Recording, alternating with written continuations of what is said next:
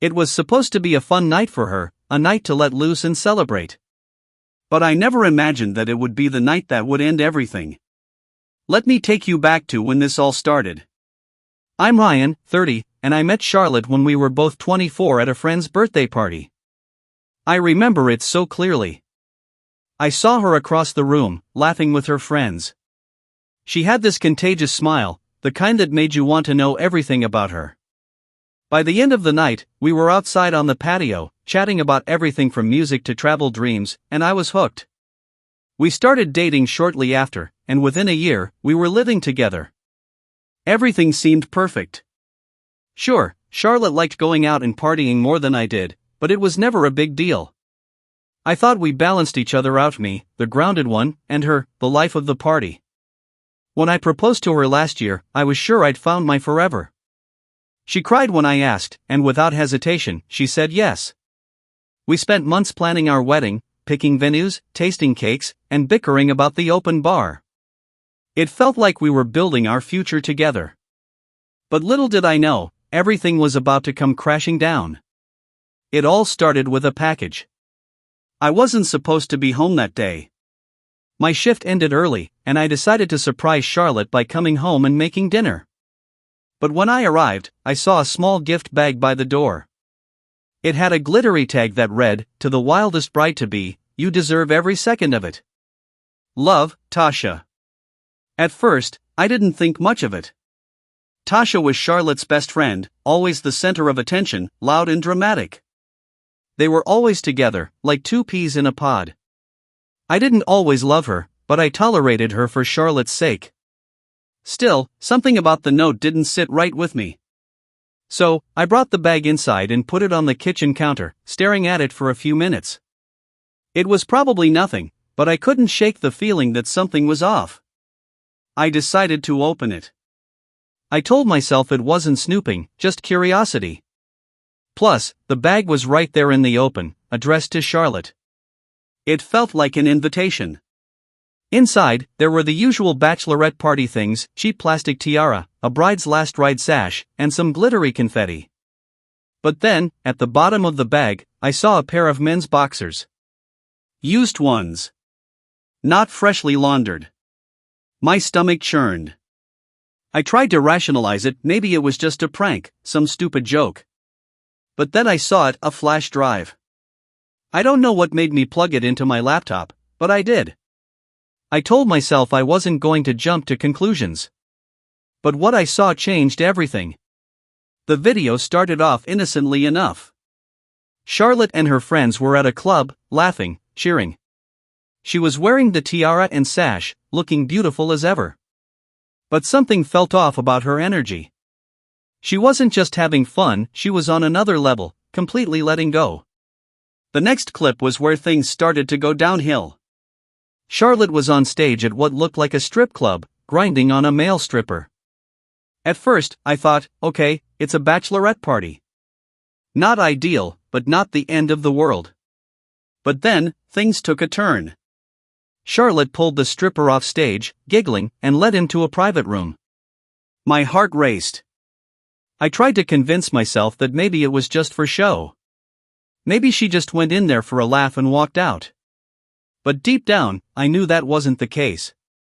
The next part of the video removed all doubt. Charlotte was sitting in a lounge area with 3 guys. They were laughing, drinking, and flirting. And then, one of them kissed her. She kissed him back. Then, another guy joined in. By the end of the video, she was leading all 3 of them into a hotel room. Tasha's voice in the background made it worse. "Charlotte, you're a legend. Bride of the year." I felt like my world was shattering. This wasn't the woman I'd spent the last 6 years with. This wasn't the woman I was supposed to marry. That evening, Charlotte came home as if nothing had happened. She kissed me on the cheek, asked about my day, and went on about how Tasha had the best ideas for the wedding. I just nodded and smiled, pretending everything was fine. But inside, I was broken. I couldn't even look at her without seeing that video in my mind. That night, I didn't sleep. I lay in bed, staring at the ceiling, replaying everything I'd seen, every laugh, every kiss, every touch. It was like a dagger in my heart. I wanted to confront her, yell, demand answers. But I knew it wouldn't change anything. The woman I thought I knew didn't exist anymore. The next morning, Charlotte left for work early. She kissed me on the forehead and said, "I can't wait to see you tonight, babe." I smiled and said, "Me too." But the second she was gone, I started moving. I didn't sit down for coffee or waste time thinking about what I was doing. I grabbed a duffel bag, packed clothes, toiletries, and whatever I could fit, without making a mess. I wasn't planning on coming back. I didn't care about the shared furniture. Let her keep the couch, the TV, the kitchen gadgets. I just wanted out. As I was packing, I realized I'd never done anything like this before. I'd always been the one to plan everything to the smallest detail: vacations, work schedules, even lazy Sundays. But now, I was just grabbing random things and stuffing them into a bag, with no clear plan other than to get out. I grabbed my phone and started searching for somewhere to stay. I didn't want to go to a hotel, it felt too cold, too impersonal. I needed somewhere I could think and breathe, somewhere I could figure out my next move. That's when I found a small resort, 2 hours outside of the city. It wasn't fancy, but it looked peaceful, and they had a room available. I called, booked a room for a week, and paid up front. I didn't care about the price, it was worth it for some peace of mind. Before I left, I grabbed a folder with all the wedding contracts from my desk. I had no intention of paying for a wedding that wasn't going to happen. The venue was first on my list. I called them, trying to sound calm. "Hi, this is Ryan. I need to cancel the wedding reservation."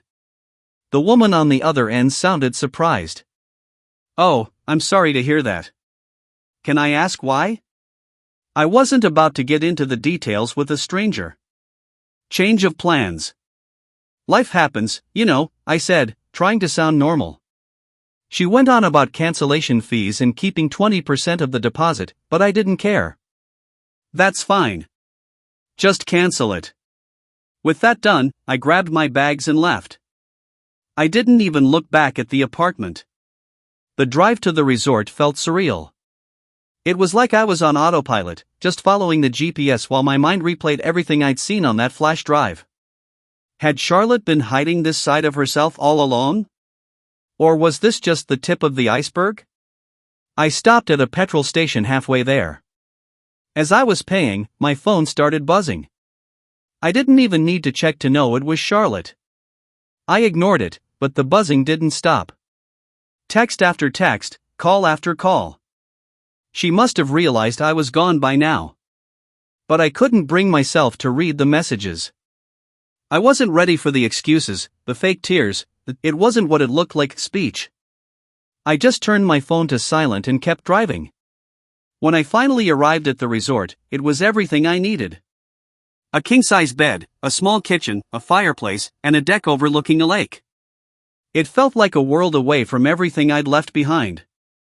I dumped my bags in the corner, sat on the bed, and let out a shaky breath. For the first time all day, I felt the weight of what had just happened. This wasn't just a breakup. This was the end of my future. My fiancée, my home, and the life I thought I was building were all gone. All the effort I'd put into our relationship, the dates, saving for the wedding, compromising on things like her obsession with Tasha, was it all for nothing? Was it all just to be thrown away in one night of partying? By the time I went to bed, I had made up my mind. I wasn't going back, not for her tears, her apologies, or her promises. This was the end, and strangely, I was okay with that. But one thing kept bothering me: Tasha. She wasn't just some innocent bystander in all of this. No, if anything, she was the ringleader. That video wasn't just a candid recording of the night. It felt like a trophy, something she was proud to show off. And that damn note on the package? "You deserved every second of it?" It was practically a confession. Tasha had always rubbed me the wrong way. When Charlotte and I first started dating, Tasha was one of the first people I met in her circle. She was loud, constantly cracking sarcastic jokes, and always had to be the center of attention. Charlotte thought she was hilarious and fun, but I thought she was obnoxious. Over the years, I learned to tolerate her because she and Charlotte were so close, but I never trusted her.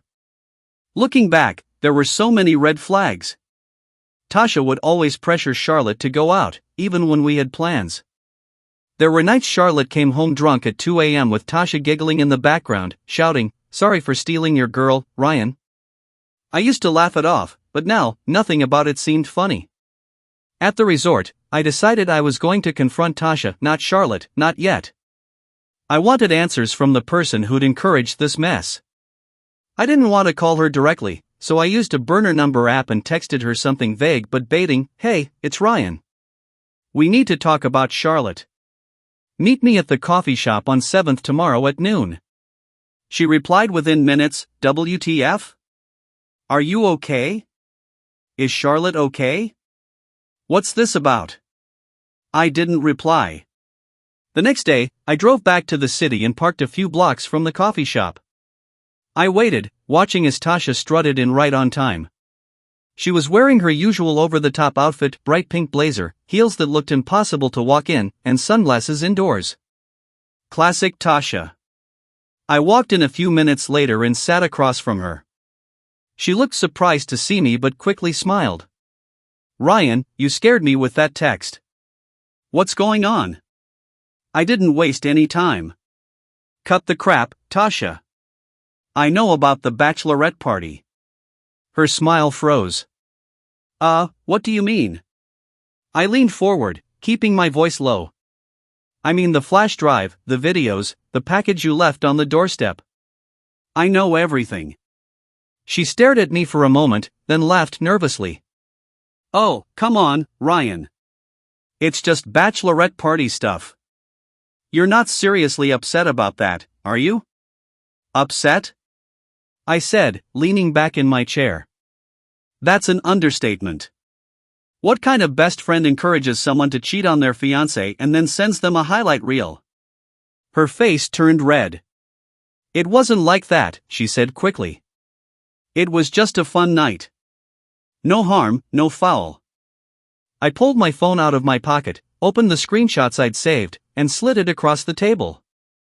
I showed her the messages she'd sent to Charlotte, "Bride of the year, you own that stage, girl. Don't feel guilty.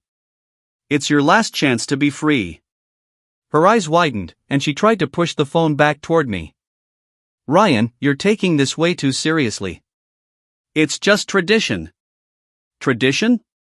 I said, my voice rising slightly. "Is that what you call it? Because to me, it looks like you were egging her on the whole time." Tasha sighed, crossing her arms. "Look, I didn't force her to do anything. She's a grown woman. She made her own choices. And you were right there cheering her on," I shot back. "You were supposed to have her back, Tasha. Instead, you helped her throw everything away." She rolled her eyes. "Oh please. It's not like she doesn't love you. It was just a one-night thing. You guys can move past this." That set me off. I slammed my hand on the table, making her jump. "Move past this? You think I can just forget about her sleeping with 3 guys because you call it a one-night thing? You're unbelievable." She looked around nervously, probably worried about the other customers staring. "Okay, fine," she said, lowering her voice. "I'm sorry if it got out of hand. But honestly, Ryan, this is between you and Charlotte. Don't drag me into it." "You're already in it," I said, standing up. "And believe me, Tasha, everyone is going to know exactly what kind of friend you are." Her eyes widened. "What does that mean?" "You'll find out soon enough," I said, grabbing my phone and walking out. On the way back to the resort, I thought about what she'd said. She's a grown woman. She made her own choices. As much as I wanted to blame Tasha for everything, she was right about one thing: Charlotte had made her own decisions. Tasha might have encouraged her, but Charlotte didn't have to go along with it. That thought made my stomach turn. I'd always seen Charlotte as fun and carefree, but now I realized she was just reckless. Tasha might have been the match, but Charlotte was the one who lit the fire. When I got back to the cabin, I started drafting an email. I wasn't ready to confront Charlotte yet, but I wanted to make sure Tasha couldn't spin the story in her favor. I attached the screenshots and videos to the email and sent it to a few of our mutual friends, the ones I trusted to keep it quiet until I was ready to tell the full story. I didn't hear from Tasha after that meeting, but I wasn't surprised. She probably realized there was nothing she could say to make things right, and honestly, I didn't care. She wasn't my problem anymore. My next move was clear. I had to reach out to Charlotte's parents and expose everything. Mia's family always had this old-school, conservative vibe. They'd acted like I was some sort of scandal when we moved in together 3 years ago. Her mom, Janet, constantly dropped hints about how improper it was for us to live together before marriage. Henry, her dad, was quieter about it but still disapproved. It wasn't until we got engaged that they started warming up to me. But after everything that had happened, I couldn't keep the truth to myself. Charlotte had betrayed me, and now it was her turn to face the music. Especially with her parents, who had always been so smug about how perfect and proper she was.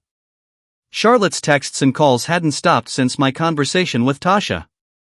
"Ryan, please answer me. I know you're upset, but we need to talk. I love you. Please don't give up on us." Every message made me angrier. She didn't get to play the victim. She made her choices, and I wasn't going to clean up her mess. Then, I got a text from Janet. "Ryan, what's going on? Charlotte is a wreck. Please call me. We're worried." I stared at the message for a while before deciding I needed to do this in person. If anyone was going to deal with Charlotte, it wasn't going to be me. Let her parents handle it. They always acted like they knew better anyway. I thought it was just some dancing and flirting, but now I realized it was much worse. I didn't know she had disappeared with 3 guys. Rachel went quiet for a moment. I thought she'd hung up, but then she sighed. "Look, Ryan, I'm sorry. I should have said something. But it's not like I could stop her.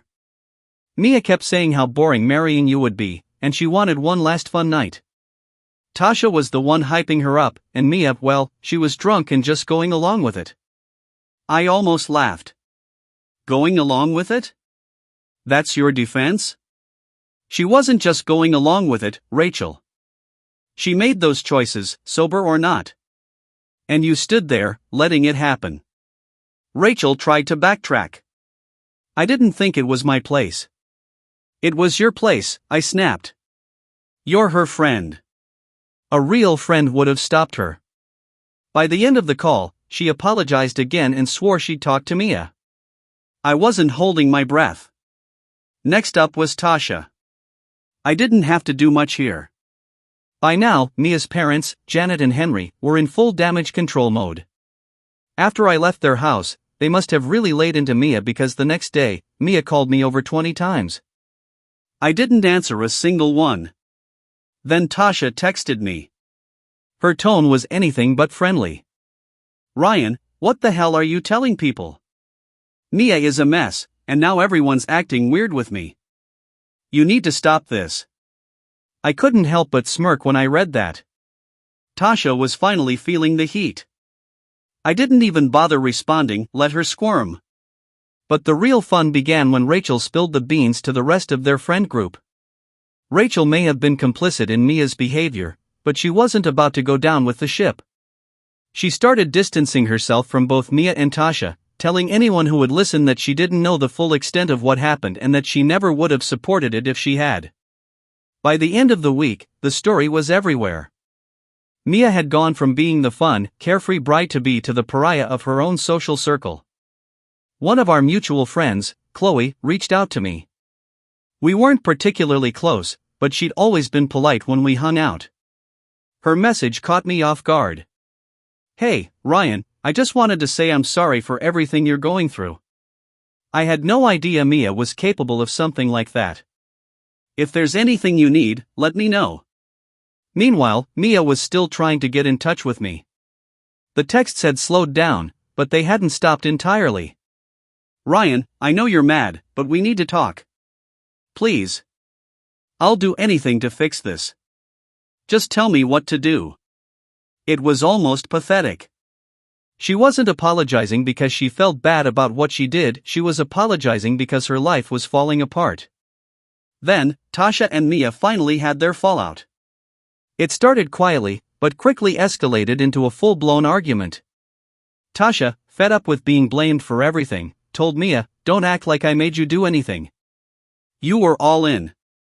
Stop playing the victim." Chloe heard about the fight and texted me.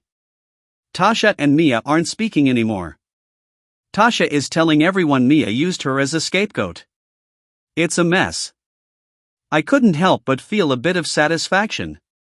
For years, Tasha had acted like she was untouchable, manipulating people and causing drama. Now, it seemed like everything was coming back to bite her.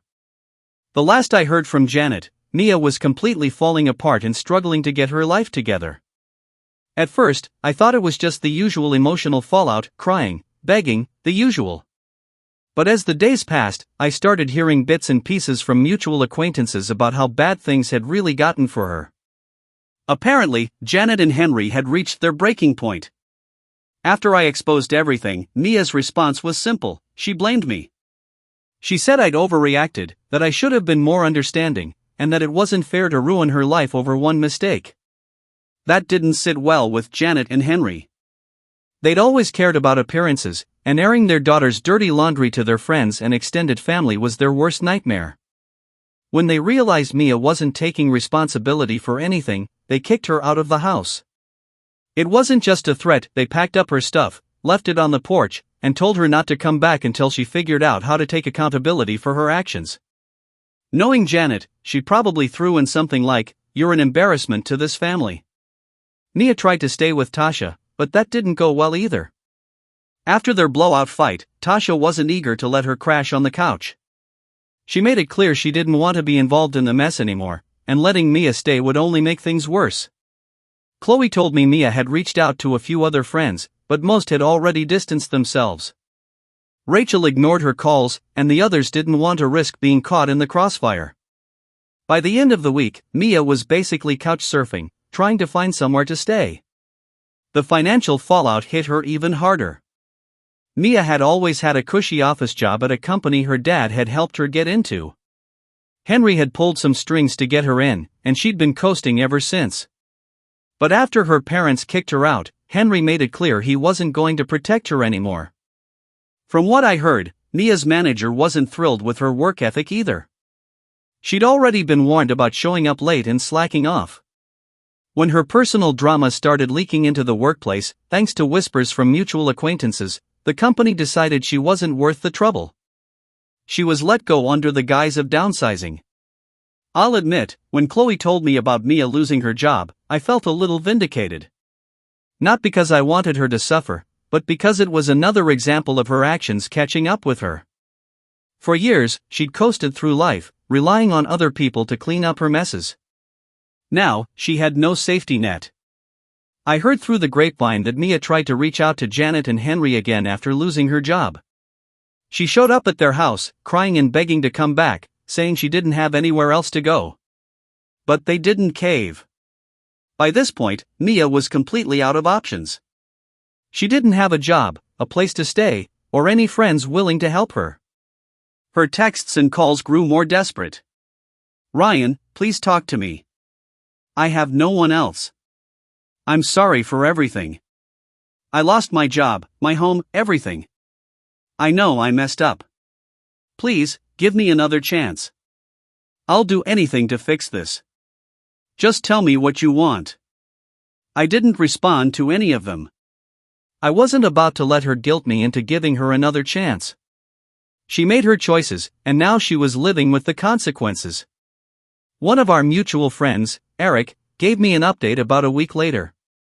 Apparently, Mia had reached out to him, hoping he'd let her stay with him for a while. Eric, being the no-nonsense guy he is, shut her down immediately. "She's in a bad way, man," he told me. She was crying on the phone, saying she didn't know what to do. But I told her straight up, this isn't my problem. Eric wasn't being heartless. He just wasn't going to let her manipulate him the way she tried to manipulate me. Eventually, Chloe told me Mia ended up renting a room in a rundown apartment on the other side of town. She used the last of her savings to pay for the first month's rent, but beyond that, she was scrambling to make ends meet. She picked up a part-time gig at a coffee shop, but it wasn't enough to cover her expenses. "She's barely hanging on," Chloe said.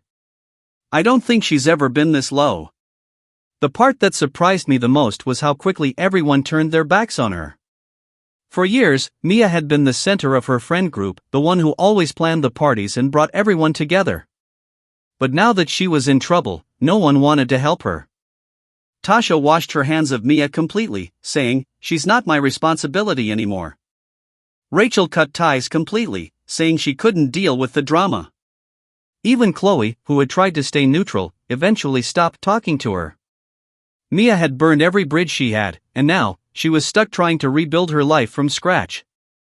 I'd be lying if I said I didn't feel a little satisfaction watching her unravel.